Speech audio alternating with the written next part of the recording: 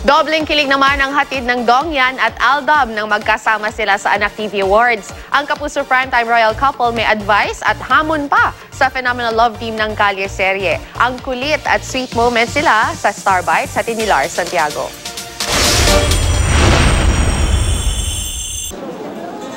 Nagmistulang double date para kina Dingdong Dantes at Marian Rivera at Alden Richards at Maine Mendoza ang ginanap na Anak TV Awards.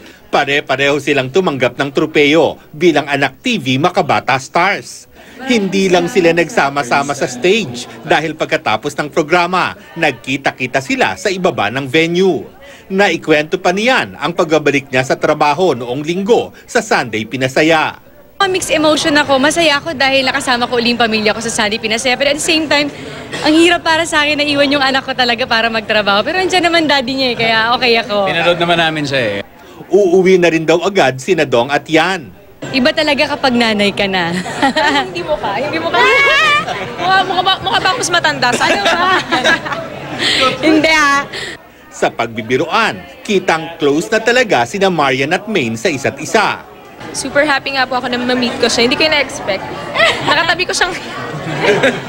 Hindi kasi parehas kami ng parehas kami sa AAA. Tapos nakita kami nung sa GMA event lang eh. So yun, nakakatawa na nag-meet na kami. Diyos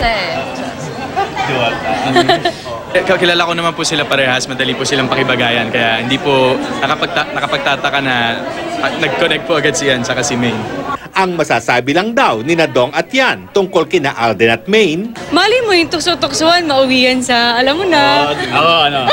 Enjoy the ride. Enjoy the ride. Kampihan kami dalawa. May challenge pa sina Dong at Yan sa Aldab. Saka ganito kami Ay, kayo din dapat. Ay, ganito daw kami. Ganito kami. Ay. Kayo daw. Halika na, Itbulaga na. Lars Santiago, GMA News.